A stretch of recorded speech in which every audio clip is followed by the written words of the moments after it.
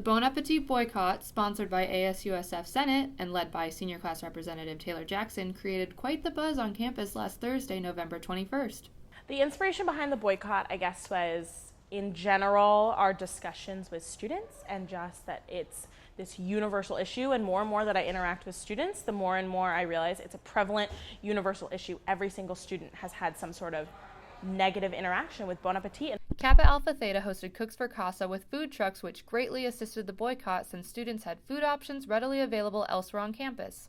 During the lunch hour, Senate hosted a forum for students to voice their opinions about Bon Appetit. There's several groups of complaints that I've heard, one being the quality and variety of the food, another being the price of the food, and then another one being the treatment and whatnot of the people who actually work for Bon App.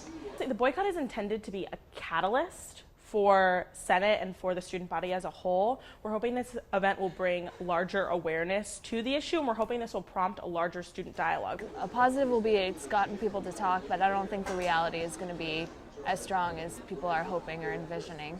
USFtv News interviewed Holly Winslow to get a Bon Appetit perspective on the boycott. I love the fact that the students want to voice their opinion and use the forum that they want to use.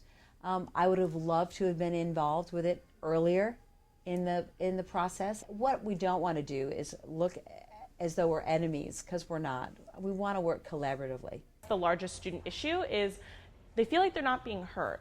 Even if not every single problem gets resolved overnight, students need to feel like you're listening to them and you're trying to fix legitimate issues on our campus. Things like food can be taken care of immediately. Changing venues, which would mean, opening up the deli station till 8 o'clock at night, will take a little bit more strategic planning. As far as cafeterias go, the quality is really great. They get local food, it's high nutritional value. Personally, I have a really restrictive diet because of medical needs, and I can always find something to eat. Every single food comment goes directly to the executive chef. Every single comment. People come here to break bread and relax, and food is very important. So that's the number one feedback. So what's the future relationship between students and Bon Appetit going to look like? How about boycotting in general at USF? A lot of the issues are not with that they don't do some things well, it's that they really should be doing them better.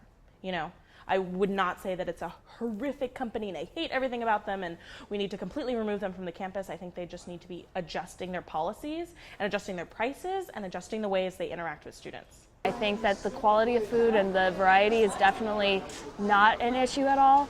I do think the prices need to be addressed. I work in Audi here, and some of our pre-packaged items, we have over a 200% markup on them, and that's ridiculous. That is not feasible for college students.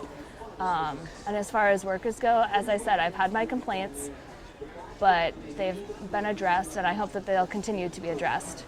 I think we can, take on these challenges and formulate a strong plan and continue to meet with Senate on a regular basis.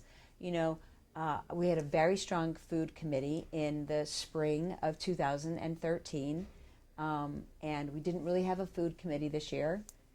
And so, resurrect those types of things so that the dialogue continues and that we, and that we address all of these issues.